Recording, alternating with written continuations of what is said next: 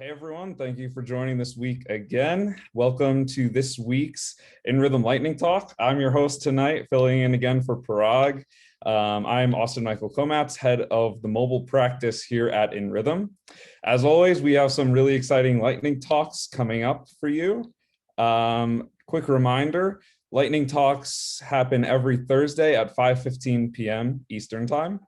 Each week, one of our practice area consultants share their knowledge on the newest cutting edge technologies in the industry. And this week we have Brendan Halton, who will be walking us through NextJs. So NextJs is a React framework that makes it easy to build performant search engine friendly web applications.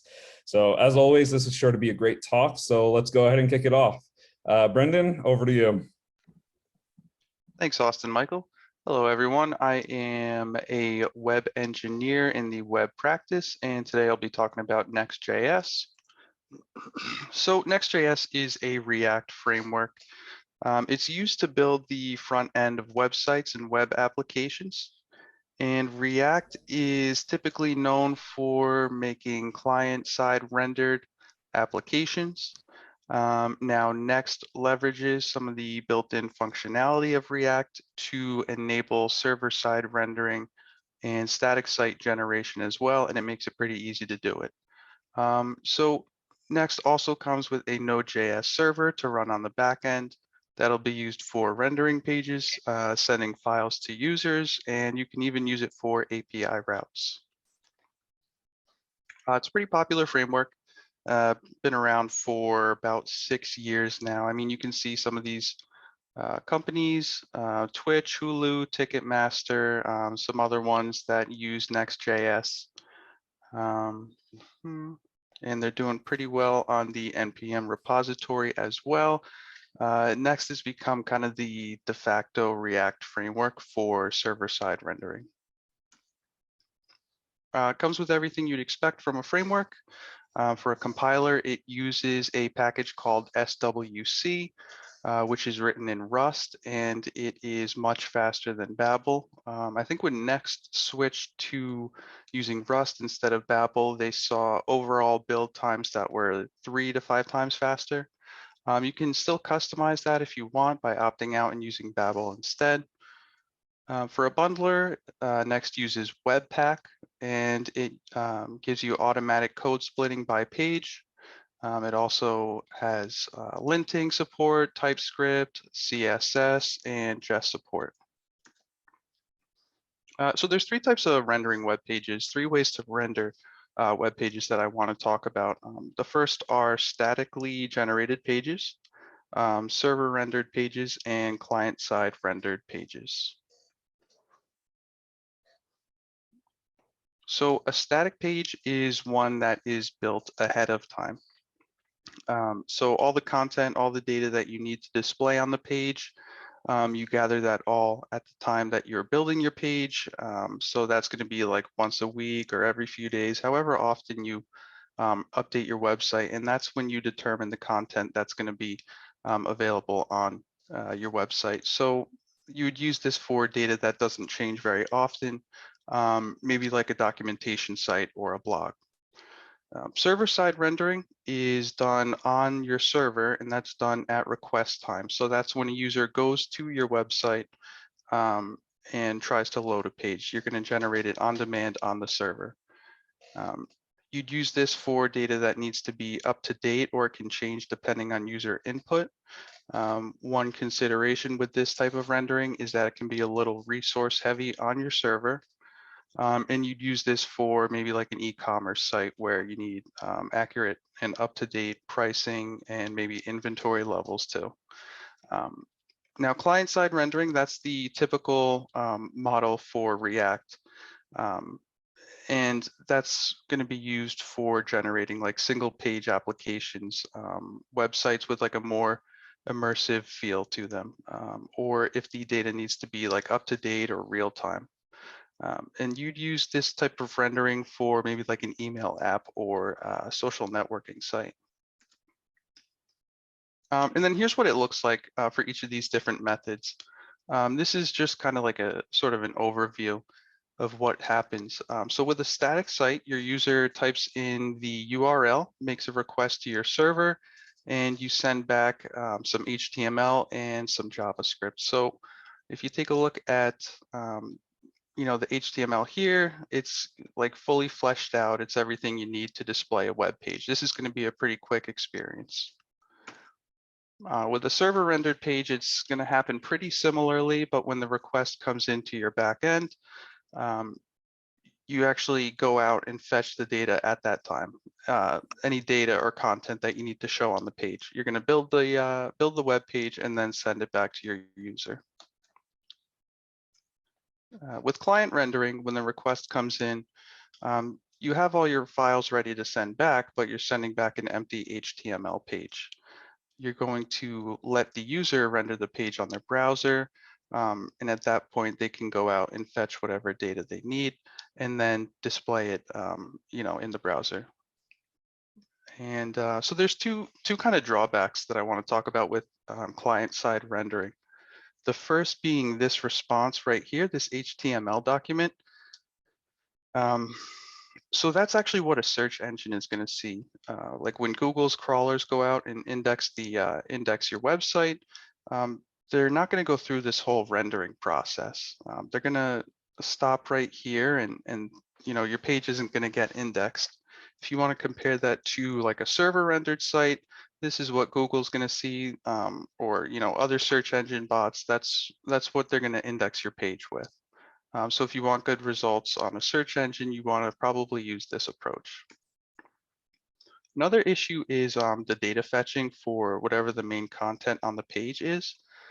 If you're doing that on the client side and your client or your users don't have a good like internet connection, say they're on like mobile or something like that, that data fetching can take longer than you want it to. When you're doing that on the server right over here, the assumption is that you have like a high-speed network connection, or maybe your database is in the same network as your server, and you can get that data a lot faster than your user can, ultimately loading the page a lot faster. Just to sum that up, static sites will load initially fast, then server rendered sites and client rendered sites would be kind of slow there. And these are just the general trends that you would see.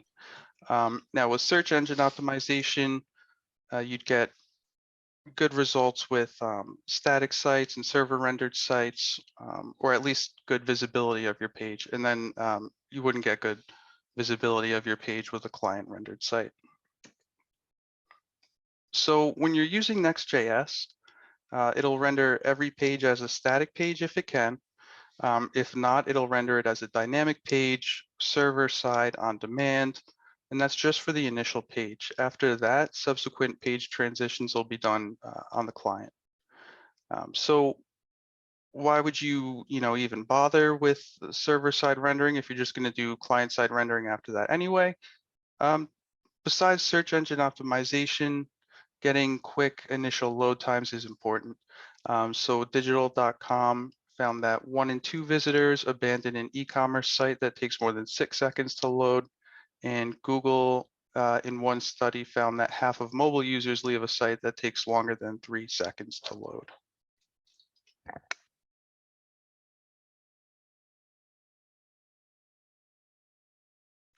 So this is how you implement these rendering methods in Next.js, and it's pretty simple.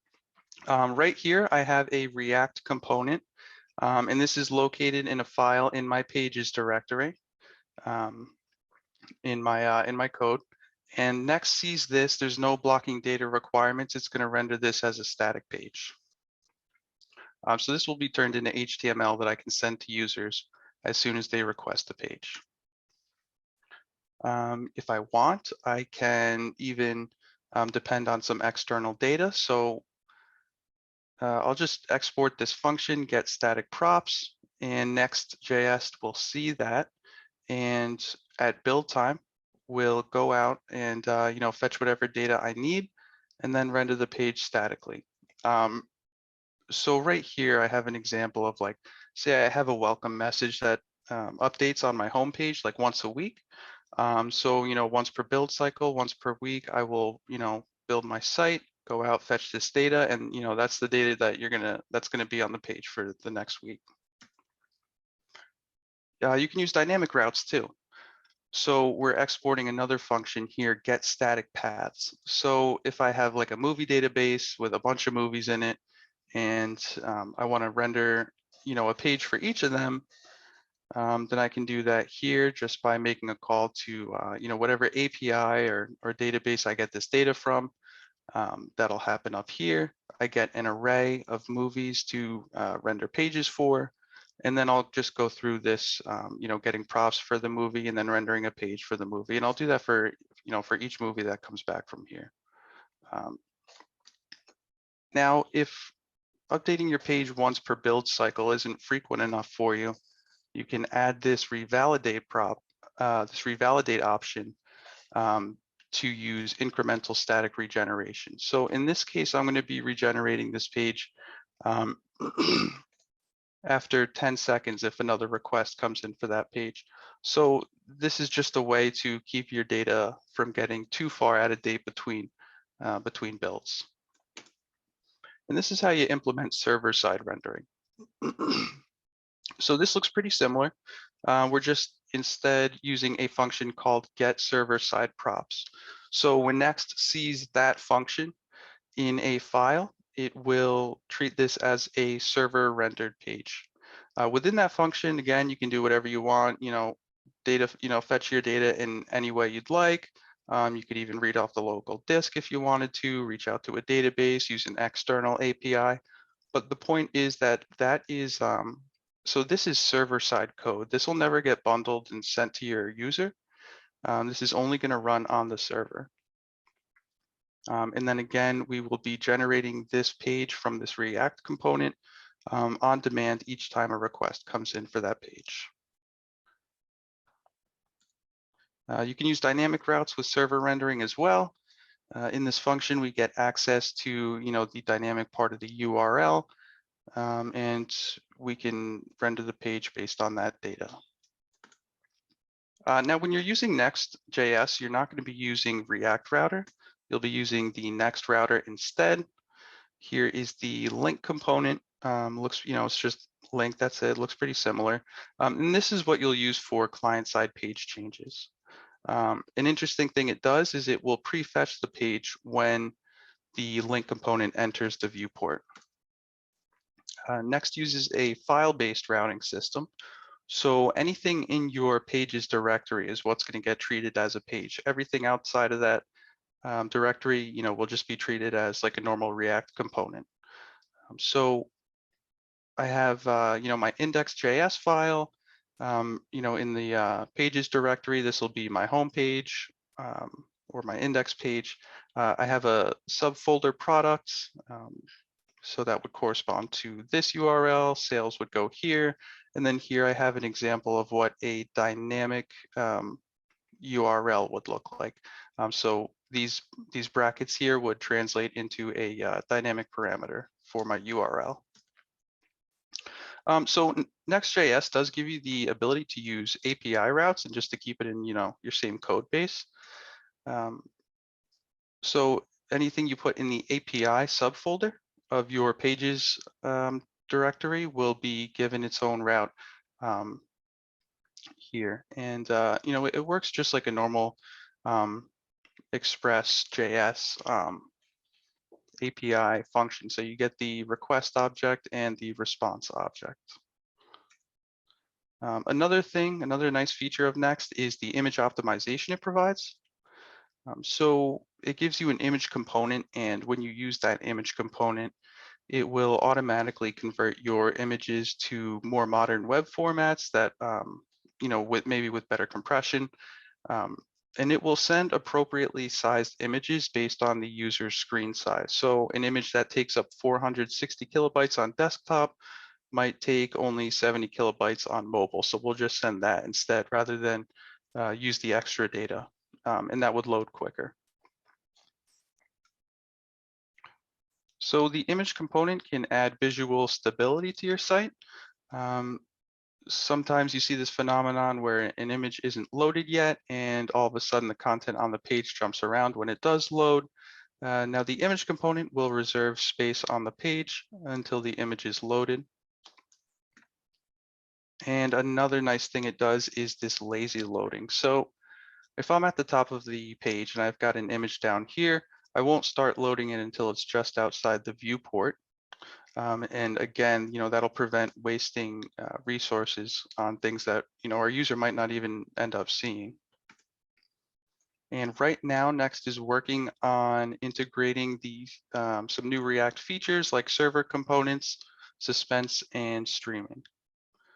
And now I want to show you some of the differences. So I have an application here built in Next.js, and I have the same thing built with Create React App. So this would be the normal single page application model of client-side rendering. And then, the next site is using server-side rendering.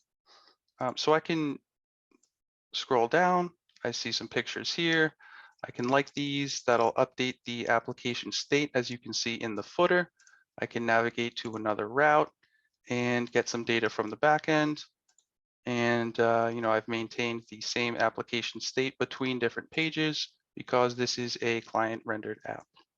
And then here's some text content that I want to make sure that search engines are able to see. Right, so let's see, clear that. So the first thing I want to show is that if I refresh the page, I just loaded I'll filter these for images. So I just loaded all 20 images going down to the end of the page. And these loaded fast because this is running on my computer. But if you've got someone, when this is live on the web, that could really waste some precious loading time. And Next will help you avoid that. We'll look at what it looks like with Next.js. So right now, I haven't loaded any images yet, any of those images. It's not until I start scrolling down and the image is just outside of the viewport that it starts to load. So that is the image lazy loading. The next thing I want to show is the initial HTML response that we get from the backend, because that's a huge thing here. So I'll look at the HTML that I got from the backend, and it's just this response here, just these few lines. And this is really what it looks like. And that's what Google's going to see. So this content is not showing up. If we look at the Next.js version, here is the HTML that I got back, and there it is. That's all my HTML. So this is the whole thing here. So Google can see this. And if I look at a preview, here is that text content. So that's working. Now with Next, again, I can maintain application state between pages. I'm at 7 pictures now. I'll change routes and I still have 7 pictures. So even though we're doing server-side rendering initially, we are able to maintain application state. All right, and I have all of these image components wrapped in a link component. So one thing that's cool is that route prefetching that I mentioned. I'm going to clear out every request I've made so far, start scrolling down. And when this image was just outside the viewport, since it's wrapped in a link component, I get the JavaScript for that page. So I've just preloaded that.